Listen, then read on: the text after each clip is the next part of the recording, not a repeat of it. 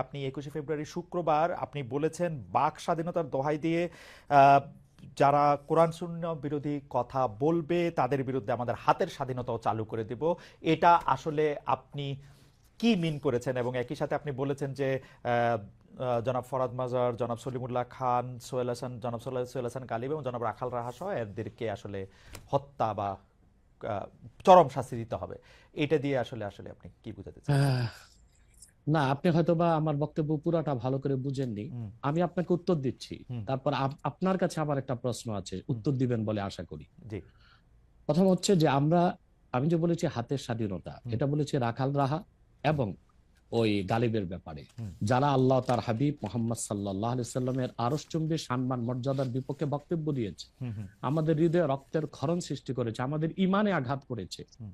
আর যেহেতু আজকে 50 বছর যাবত দেশের মুসলমান আলেম ওলামা সর্বশ্রেণীর মুসলিমদের দাবি হচ্ছে ব্লাসফেমি আইন, যেন নাস্তিক তার নাস্তিকতা নিচে পোষণ লালন করবে, ধর্মনিরপেক্ষতাবাদী তার ধর্মনিরপেক্ষতা আদর্শ নিজে লালন করবে, কিন্তু ফ্রিডম অফ স্পিচ এবং ফ্রিডম অফ এক্সপ্রেশন, বাক স্বাধীনতা, মুক্ত চিন্তার দোহাই দিয়ে যখন তখন আল্লাহ তার হাবিব সাল্লাল্লাহু আলাইহি ওয়াসাল্লামকে গালি দিবে, ইসলামের বিরোধিতা করবে, আর রাষ্ট্র তাদেরকে প্রতিহত করবে না, প্রতিরোধ করবে না, বরং আমরা তাদের যদি শাস্তি দাবিতে রাস্তায় নামি, তখন রাষ্ট্র আমাদের ট্যাক্সি কিনা বুলেট আমাদের বুকে মারে। যুগের পর যুগ আমাদের দাবি আদায় হচ্ছে না, আর তারা বাক স্বাধীনতার দোহাই দিয়ে আমাদের ইমানে আঘাত করবে, তখন তো নিরুপায় হয়ে আমরা আমাদের হাতের স্বাধীনতা বাস্তবায়ন করবই।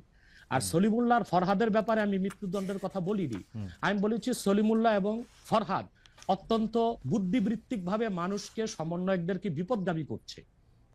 ওকে, আপনি কি আমাকে প্রশ্নটা করতে চেয়েছিলেন, সেটা কি করবেন? আমার আর একটা প্রশ্ন রয়েছে ব্যাপারে। আপনাকে আমার প্রশ্ন যে আপনি তো এই বিষয়ে আমাকে মুখোমুখি আনলেন, হুম। হুম। কিন্তু রাখাল রাহা এবং গালেব তাদেরকে আপনি মুখোমুখি করলেন না কেন? এতদিন চলে গেল। আচ্ছা, আমি আপনি কি এই প্রশ্নের উত্তরটি মানে প্রথম কথা হচ্ছে যে আপনাকে এই বিষয়েই শুধু না, আমরা অনেকগুলি বিষয় বুঝে নেওয়ার জন্য সেটা কথা বলেছি। আপনি একজন ইসলামী স্কলার, বিভিন্নভাবে আপনি হচ্ছেন এই বিষয়ে আপনার যে মতামত, সেই মতামত দেওয়ার জন্য অনেকে বলে থাকেন সবচেয়ে যোগ্যদের একজন। সেজন্য আপনার কাছ থেকে আমরা এটা শুনতে চেয়েছি। জনাব সোহেল হোসেন গালিব এবং জনাব রাখাল রাহা তারা এখন আত্মগোপনে আছেন। আমরা শুনেছি সোহেল হোসেন গালিব হচ্ছে মানে ইয়ার হেফাজতে আছেন, যাকে গ্রেফতার বলা হচ্ছে। সেই জন্য আমরা তাকে আসলে ইচ্ছা করলেও আমরা আসলে তাকে পাবো না এবং তাকে মুখোমুখি করার ব্যাপারে আমরা পারবো না। আপনাকে মুখোমুখি করার অর্থ হচ্ছে আমরা আপনার কাছে অনেক কিছু আসলে জানতে চাই এবং বুঝে নিতে চাই, যেহেতু আপনি এই বিষয়ে কথা বলার জন্য সবচেয়ে যোগ্যদের একজন বলে অনেকেই মত দিয়ে থাকেন। সেই জন্য আমি আমি আশা করি যে আপনার প্রশ্নের উত্তর আমি দিতে পেরেছি। মানে আপনার সাথে উনাদের তুলনা আমি করতে চাই না আর কি। হাওয়েভার, জনাব আব্বাসী, আমি কি আপনাকে পরবর্তী প্রশ্ন করতে পারি? জি, অফকোর্স। আচ্ছা, আপনি বলেছেন যে আমাদের হাতের স্বাধীনতা যেহেতু আপনার এটা পালন করা হচ্ছে না, সেখানে আমাদের বলতে আপনি কাদের কথা বুঝিয়েছেন? সেটাকে আপনি আপনি হাতে তুলে নেবেন নাকি আপনি আহ্বান জানাচ্ছেন হাতের স্বাধীনতা প্রয়োগ দেখুন করার ব্যাপারে? দেখুন দেখুন, আমাদের আমাদের মধ্যে আপনিও আছেন। ওকে। কারণ আপনার নাম মহিউদ্দিন। হুম। হুম। আপনি জানেন আপনার নামের অর্থ কি? আমার নামের অর্থ আমি জানি, কিন্তু কিন্তু আমি আপনার মানে আপনার বক্তব্যের না, সাথে না, দ্বিমত না, পোষণ দেখেন করেন এরকম দেখেন অনেক আলেমকেও আমি চিনি আর কি। যাই হোক, আমি সেটার আমি ব্যাপারে আমি সেটা পরে আসছি। আপনি আমার খালেদ ভাই, শিক্ষক হিসেবে আপনি খালেদ এটা ভাই, আমাকে একটু ব্যাখ্যা করেন যে জিনিসটা আসলে খালেদ ভাই, আমাদেরটাকে। জি। জি, আমি সরি। আমি খালেদ জি। খালেদ ভাই, আপনাকে ভাই বলছি। জি। আপনি আমার চেয়ে বয়সে বড় হবেন। জি। দ্বিতীয় কথা হচ্ছে, উত্তরটা শুধু আপনাকে দিচ্ছি না, আপনার মাধ্যমে অনেককেই দিচ্ছি। হুম। হুম। আল্লাহ তাআলা পৃথিবীর মানুষকে 3টা শ্রেণীতে ভাগ করেছেন: মুমিনুন, কাফিরুন, মুনাফিকুন। এই জন্য 3 নামে কোরআন কারিমে সূরাও এসেছে। মুমিনের নামে সূরা আল মুমিনুন, কাফিরের নামে সূরা কাফিরুন, মুনাফিকের নামে মুনাফিকুন। তার মানে বিশ্বাসী অবিশ্বাসী বর্ণচোরা। হুম। যারাই মুমিনুন বা বিশ্বাসী, আপনি যদি সেই বিশ্বাসীদের একজন হন, তবে হাতের স্বাধীনতাকে আপনিও সমর্থন করবেন। আমি আপনাকেও আমার মধ্যেই রাখলাম। আমি আপনার হাতের স্বাধীনতাকে আমি আসলে এখন পর্যন্ত সমর্থন করতে পারতেছি না। এইটা আমি বুঝতে এই চাইতেছি। কারণ হচ্ছে যে এই, অনেক, এটা আপনি আমাকে বলেন, সেই আপনি কিনা, মানে আমাকে না রেখে আপনি আপনাকে বলেন যে এই হাতের স্বাধীনতা আপনার কিনা। এবং পাশাপাশি আমার প্রশ্ন, বাংলাদেশে এই রকম ফতোয়া দেওয়ার আর কার অধিকার রয়েছে, বা আপনি ছাড়া আর কে এরকম বলতে পারেন? দেখুন, হ্যাঁ সেটাই বলছি। আমার থেকে আপনাকে দূরে সরাতে চাই না, কারণ আপনি মহিউদ্দিন। মহিউদ্দিন মানে যে দিনকে জিন্দা করে, রাইট, ধর্মের দিনের পুনরুদ্ধারকারী। সংস্কার। হ্যাঁ, পুনরুদ্ধার না, দিন তো পরিপূর্ণ সংস্কার, হয়ে গেছে রাইট ১,৫০০ রাইট বছর আগে। রাইট। অর্থাৎ ধর্মের পক্ষে যে কাজ করে, দিনের মৌলিক বিধানগুলোকে বাস্তবায়নে যে সচেষ্ট, সেজন্য আপনি আর আমার মধ্যে যদি আপনার নাম আর আপনার কাজে ভিন্ন হয়, তাহলে আপনি কিন্তু দুঃখ নিবেন না, মুনাফেক বা বর্ণচোরাদের অন্তর্ভুক্ত হন।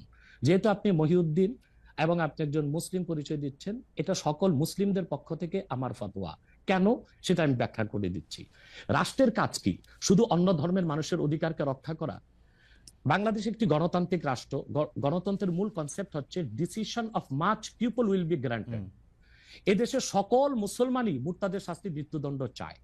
একটা ক্ষেত্রে আমাদের আলেম ওলামাদের মধ্যে কিছু মতভেদ আছে, সেটা হচ্ছে যে মুরতাদকে তওবা করার সুযোগ দেওয়া হবে কিনা।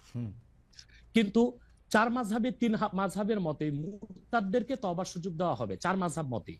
কিন্তু মুরতাদদের মধ্যে যারা শাতেম, তাদের বিষয়টা ভিন্ন। শাতেম হচ্ছে আল্লাহ ও তার হাবিবকে যারা গালি দেয়, তারা শাতেম। তাদের ক্ষেত্রে শাফি, মালিকি, হাম্বলি 3 মাযহাব এবং হানাফি পূর্ববর্তী নয় পরবর্তী ফকিহদের মতে যে তাদের তওবা কবুল করা হবে না এবং তাদের মৃত্যুদণ্ড কার্যকর করা হবে। কার্যকর করবে কে? একটা শরিয়া রাষ্ট্র। যেহেতু বাংলাদেশ একটি শরিয়া রাষ্ট্র নয় এবং এখানে মুসলমানদের মৌলিক কোন অধিকারই রক্ষা করা হচ্ছে না। দেখুন, আপনি দাউদ হায়দার এদেশে সে শাতেম ছিল, আল্লাহ তার হাবিব সাল্লাল্লাহু আলাইহি ওয়াসাল্লামের শানে গালি দিয়েছিল। তখন এদেশের তখন যে সরকার ছিল, তারা তাকে জামায়াতদের বিদেশ পাঠিয়ে দিয়েছে। একই অবস্থা তাসলিমা নাসরিন, যখন প্রচুর বই লিখেছে এবং আল্লাহ তার হাবিবকে গালি দিয়েছে, আম্মাজান আয়েশা রাদিয়াল্লাহু তাআলা আনহার চরিত্র নিয়ে কথা বলেছে, তখন তৎকালীন সরকার তাকে সম্পূর্ণ নিরাপত্তা দিয়ে, তার সিকিউরিটি থ্রেট যেন না থাকে, তাকে বিদেশ পাঠিয়ে দিয়েছে। আর তখন আন্দোলন করে প্রচুর লোক বাংলাদেশে শহীদ হয়েছিল। এরপরে আপনারা দেখেছেন যে 13 সালে যখন শাহবাগ চত্বর হলো, শাহবাগ চত্বরটা কেন হয়েছিল? সেটা কি হয়েছিল ইসলামকে আঘাত করার জন্য, না যুদ্ধাপরাধীদের শাস্তি দাবিতে? কিন্তু যুদ্ধাপরাধীদের শাস্তির দাবিতে যে ব্লগাররা যা খুশি তা করলো, আল্লাহ তার হাবিব সাল্লাল্লাহু আলাইহি ওয়াসাল্লামকে গালি দিল, ইসলামকে আঘাত করলো, তখন যে সরকার ছিল তাদেরকে সুতি প্রতিরোধ করতে পারত।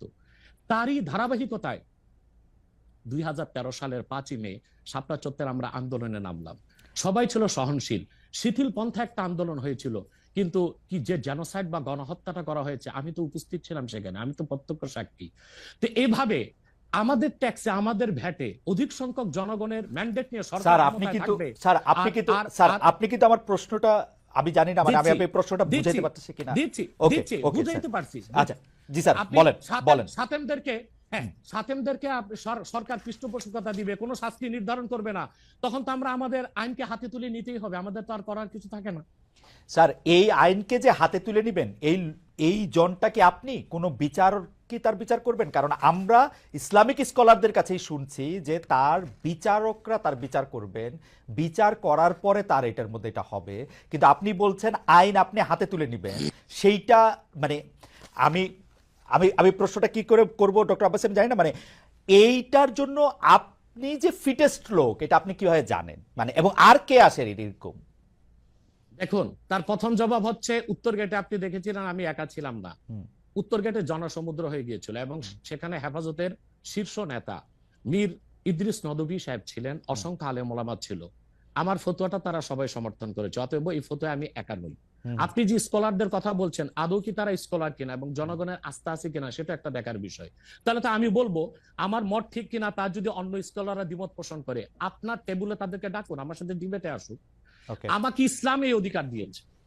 আপনি তো এর আগে অনেক মানে আমরা কোথায় কনফিউজড হই স্যার, আমরা যারা আপনার মতো এত এই মানের আলেম না, কিন্তু অন্য আলেমদের মুখে আমরা যখন শুনি যে এটা আসলে বিচার করতে হবে, কেউ আসলে ফতোয়া দিতে পারে, কেউ দিতে পারে না, এবং আপনি যখন আরেকজন ইসলামিক ক্লেরিক, আমরা নাম বলতে পারি ডক্টর মিজানুর রহমান আজহারি, তাকে নিয়েও বলেন যে তিনি কাফের, তাকে আসলে দেশ ছেড়ে চলে যেতে হবে, তখন আমরা একটু কনফিউজ হয়ে যাই। বলছি জি না, কনফিউজ হবেন কেন?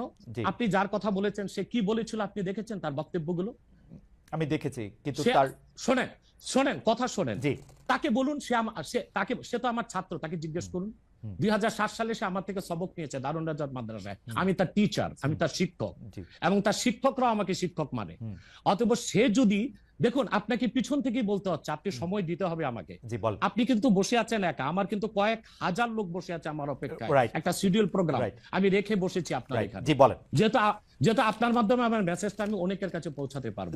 আপনি যে ব্যক্তির নাম নিয়েছেন, তাকে আপনি কি দিয়ে তাকে স্কলার বলবেন? লক্ষ লক্ষ লোক হলে স্কলার হয়? এটা কোনো কথা নয়। দ্বিতীয় কথা হচ্ছে, সে মুফতি নয়। ফতুয়া দেবার অধিকার রাখে মুফতি। স্কলার হওয়া এক জিনিস, ওয়াইজ হওয়া এক জিনিস, মুফতি হওয়া আরেক জিনিস। আর আমার কথা হচ্ছে, আমি কি গ্র্যান্ড মুফতি বাংলাদেশে? তা আমি বলছি না, এটা বলার অথরিটি আমার নেই। কিন্তু আমার ফতুয়াতে কলম বসাবার মতো 10টা মুফতি আপনি বের করে দেন। এখন অন্য মুফতিরা বলছে না কেন, সেটা একটা সাহসিকতার বিষয় আছে। সেটা আরো কোনো তাদের প্রতিবন্ধকতা থাকতে পারে। যেমন আপনি দেখেছেন আওয়ামী শাসনের সময় দেশের অনেক বড় বড় আলেম শেখ হাসিনার দালালি করেছে, তো তারা কি এমন কোন ফতোয়া দিবে যে সরকার বেকায়দায় পড়ে? এখন অনেক আলেম আছে যেটা বর্তমান সরকারের নির্লজ্জ সমর্থন করে যাচ্ছে, কিন্তু এই সরকার ক্ষমতা আসার পর থেকে আমি শরিয়ার কোরআন সুন্নাহর আলোকে যতটুকু সমালোচনা করা দরকার গঠনমূলক সমালোচনা করে যাচ্ছি। আর আমাদের মতো 2-4-10 জন যারা মিডিয়াতে আছে, তারাই কিন্তু দেশের আলেম না। হাজার হাজার আলেম ওলামা, পীর মাশায়েখ নীরবে নিভৃতে নির্জনে ইসলামের খেদমত করে যাচ্ছে, তাদের মতামতটাও দেখতে হবে। এখন যারা ফ্রন্টে চলে এসেছে, মিডিয়াতে চলে এসে সেলিব্রিটি হয়ে গেছে, তারাই কি বললো সেটা দেখার বিষয় না। এখানে তো যদি আপনি একটা প্রশ্ন আনেন যে আসলে শাতিমকে ক্ষমা পেতে পারে কিনা, বা রাষ্ট্র যদি শাতিমকে পৃষ্ঠপোষকতা দেয়, তার শাস্তি নির্ধারণ না করে, তাহলে কোন জনগণ বিচারটা হাতে করতে পারবে কিনা? আপনি দেখুন, পৃথিবীতে যত অভ্যুত্থান ও বিপ্লব হয়েছে, জনগণ আইনকে হাতে তুলে নিয়েছে। আপনি 5ই আগস্ট দেখেন, বাংলাদেশে রাষ্ট্র ক্ষমতা যে এসেছে বর্তমান সরকার, এটা গণতান্ত্রিক পদ্ধতিতে হয় নাই। ছাত্র জনতা আইনকে হাতে তুলে নিয়েছিল। এই বিপ্লবকে আপনি অবৈধ বলবেন? যে 6-7 জন সমন্বয়ক নেতৃত্ব দিয়েছে তাদেরকে আপনি সন্ত্রাসী বলবেন? না, কিছু করার ছিল না। 15 বছরে যে জগদ্দল পাথর ফেসিবাদী হাসিনা বসেছিল, গণতান্ত্রিক পদ্ধতিতে এটাকে সরানো সম্ভব হয় নাই, আইনকে হাতে তুলে নিতে হয়েছে।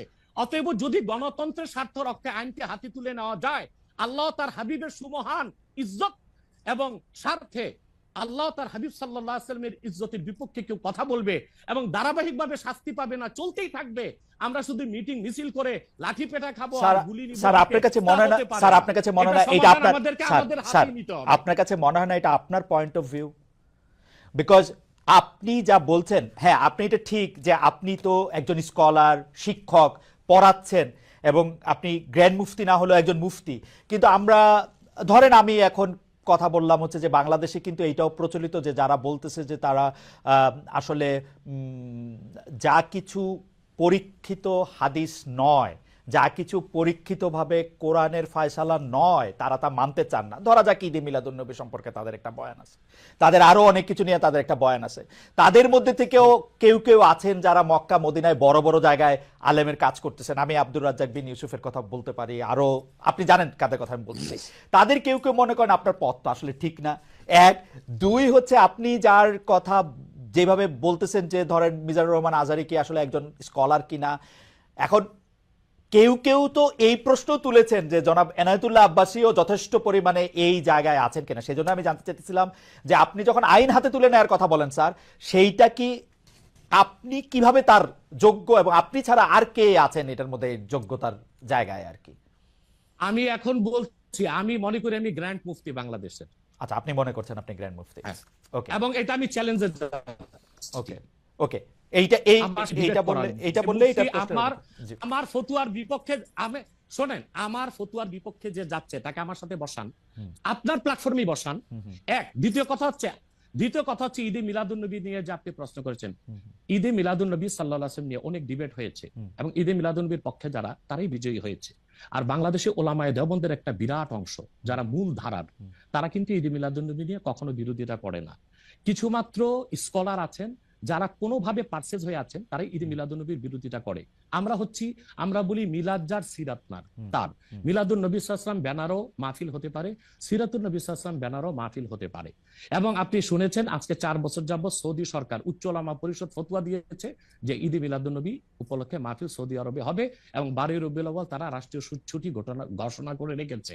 এবং বাংলাদেশে বর্তমান সরকারও যথেষ্ট আলেম ওলামা আছেন যারা কওমি ঘরানার এবং দেওবন্দ ঘরানার, যাদেরকে আমরা আহলে হক মনে করে করে থাকি। হুম। এবং আমরা মনে করি জৌনপুর, ফুরফুরা, সারসিনা, আহলে সুন্নাত, আহলে হক একই ধারাতেই চলে আসছে। হুম। তারাও কিন্তু ইসলামিক ফাউন্ডেশনের দায়িত্বে আছে এবং তারা কিন্তু এবারও ঈদে মিলাদুন্নবী ব্যানারে প্রোগ্রাম করেছে এবং আমি সেখানে অংশগ্রহণ করেছিলাম একদিন। হুম। অতএব বিচ্ছিন্নভাবে কে কে ঈদে মিলাদুন্নবীর বিরোধিতা করলো, আব্দুর রাজ্জাক সাহেবের নাম বলেছেন, ওনাকেই বসান আমার সাথে কথা বলি, হুম। সংলাপ হতে তো কোনো দোষ নাই। হুম। হুম।